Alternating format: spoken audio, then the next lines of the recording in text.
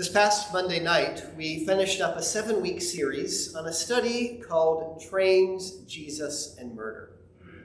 That study was all about the faith, songs, and message of the great country artist Johnny Cash. I really enjoyed this book and this study, as the book, written by Richard Beck, was one that didn't try to smooth out the person and story and life of Johnny Cash. It didn't try to make him fit into what we might expect of him or expect of someone who's a saint, someone who has something to offer us. Every Monday night during this study over Zoom, we listened to his songs of faith and justice, his songs that cared and lifted up the forgotten, his songs that reflected his hope of God's grace and hope of everlasting life.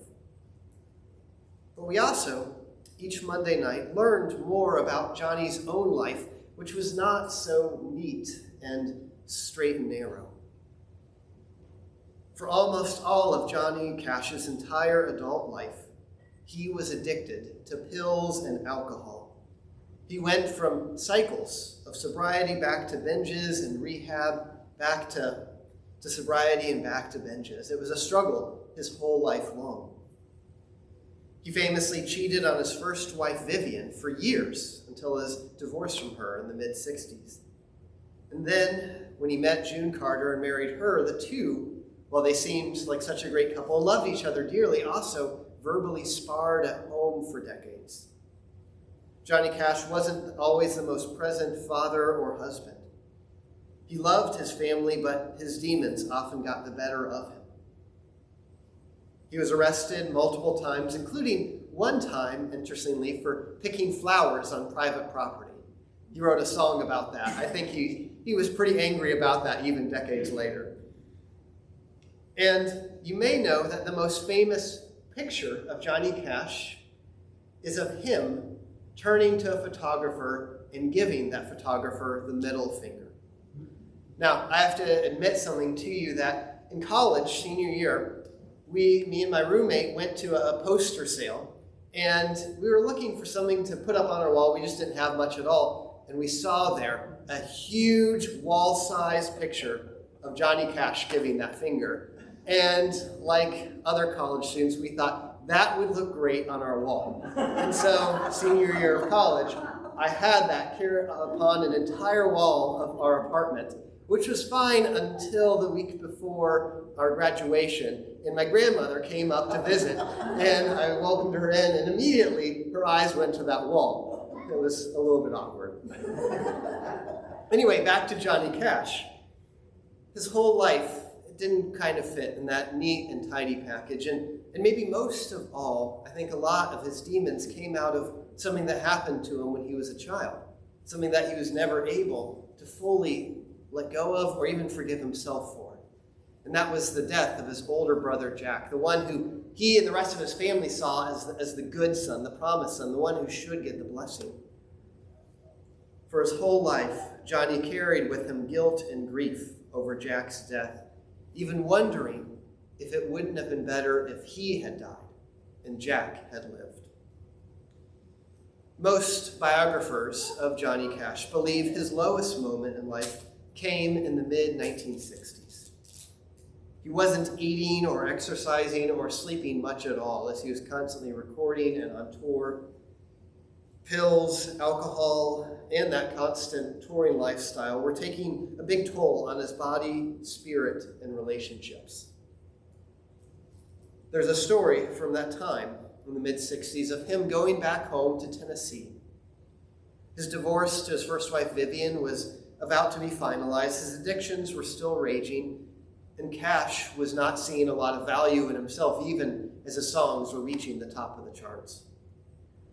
So, as he went back to Tennessee, he went down to a big cave there. And he brought with him only a bottle of whiskey. And his plan was to drink that whiskey and to die in that cave. The story goes that he got down deep into that cave, drank heavily, and fell asleep. But as he slept that night, God spoke to him in a dream, telling him there was much more to his life, telling him that he was worth living, telling him that the world was better with him in it. When Johnny awoke, he didn't know the way to get out. He just stumbled the entire way in. And it was a dark, vast cave system. But somehow God guided him back through the exit, back into daylight, back to family and friends and loved ones, in a world that still dearly loved him and wanted him to be a part of it. God showed up in Johnny Cash's life. And not just that moment, but God showed up again and again in his life, in music and pilgrimages and revivals and dreams. God showed up in the good times and the bad. God showed up not when Johnny deserved it most, not when he was most holy or neat or clean, but God showed up when Johnny Cash most needed it. God showed up when Johnny was alone and hurting and unable to see the immense value of his life and the beauty of this world.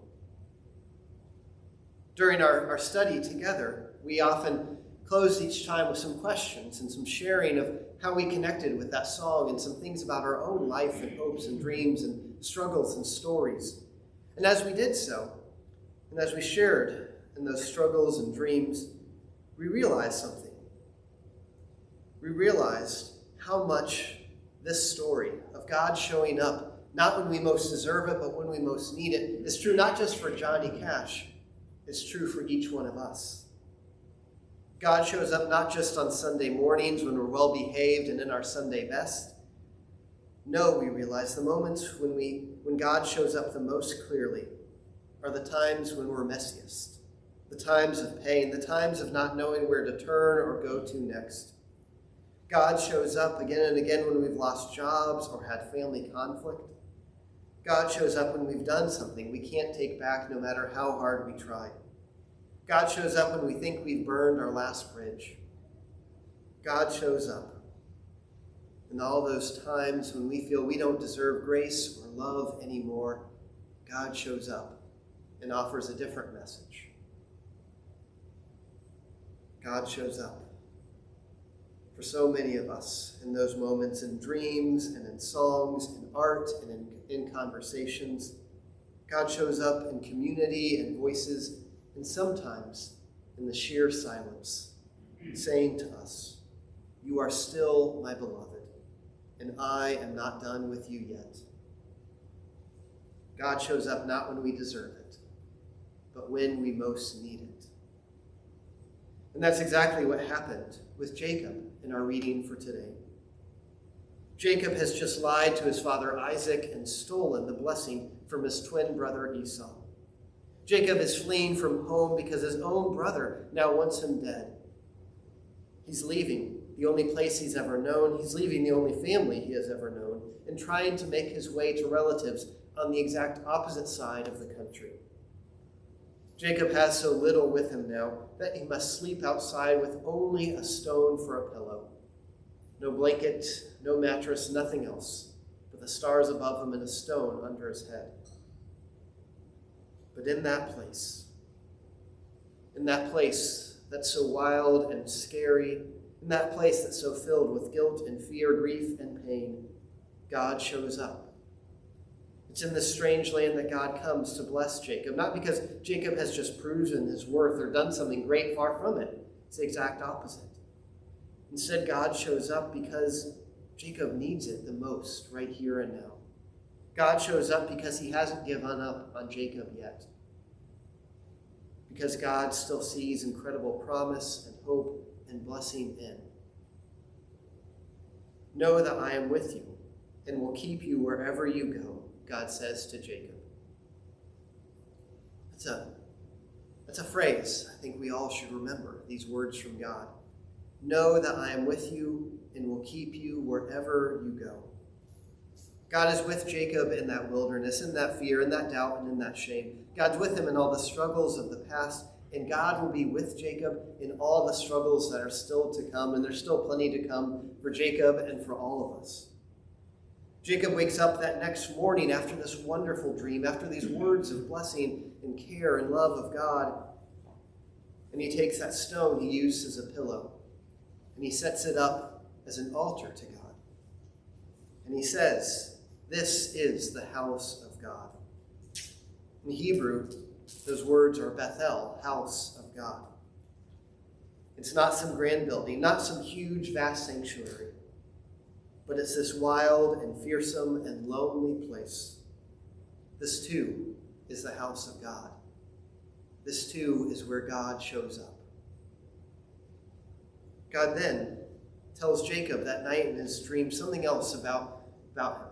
Not just that God will be with him wherever he goes, but God also says to Jacob that you will be a blessing to the whole world. Jacob, the liar, the thief, the brother who betrays his own brother and tricks his own father. This Jacob will bless the whole world. I don't know if Jacob fully believed it in that moment. I don't think I really would if I were in Jacob's shoes.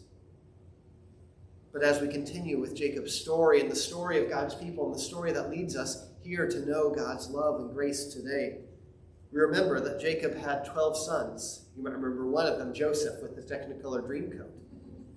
Those 12 sons would become the 12 tribes of Israel. And they would pass down the good news of God's creation and love, covenant and grace. They'd pass down hope and direction to their daughters and sons, to their grandchildren and great-grandchildren. They'd pass it down to the towns and cities and new people who move in. They'd pass it down to their whole nation in the mix of people who would call Israel home, and they'd pass it down one day to the whole world, including you and me who are here today. Through Jacob, this very broken and imperfect human being, this liar and cheat, this brother who stole from his own brother. Through Jacob, we are blessed and get to share in God's blessing. Going back to Johnny Cash for a moment, right after God visited him in his lowest moment, he, like Jacob, heard a calling to go and bless others. Cash, too, heard a message that he still had something to share with this world. Not just that God would help him, but that he actually had a light, a love, a message to offer to others. That he, this broken and sinful person, still was someone God wanted to use in this world. And I think it's because Johnny knew this message, that these next few years of his life were maybe the most fruitful, maybe the best music and message he ever had. For the next few years of his life, Johnny shared this message not so much in churches or in concert halls, but doing something that was very unique for a musician, especially of his stature. He spent the next few years going to places like prisons and jails and visiting the incarcerated. He spent his next few years visiting with veterans returning from Vietnam and college students very fearful from the draft. He spent that time not so much in big concert venues, just singing and speaking to them, but making sure wherever he went, he had time to also listen to the people who were gathered there before sharing his own songs with them. And if you listen to his recordings from that time, especially his recordings live from Folsom Prison and live from San Quentin, there is a great energy in those concerts. There's a great energy in those albums that he doesn't have any other place. It's interesting, a few years after that, he's invited to sing at the White House, and there's actually been released the songs from the White House at the time. And even in that grand place, in that place he knew was such a privilege to play in, there's not the same energy. As he sings, he makes some jokes, and there's no feedback. As he sings, he's trying to get people to connect, and there's just not that connection.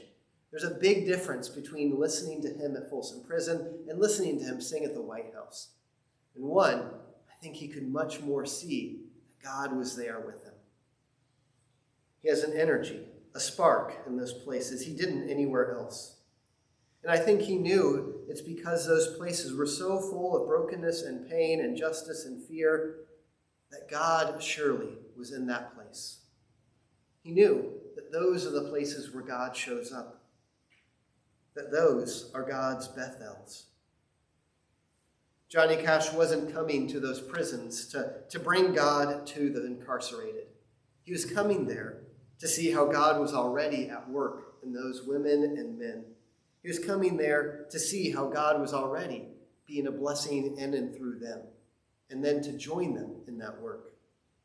In those concerts, in those visits, and in his most famous songs from that point on, from The Man in Black to Hurt, it was the wild places, the broken places, the places most in need of grace and redemption, where Johnny Cash most connected with God and with his own humanity.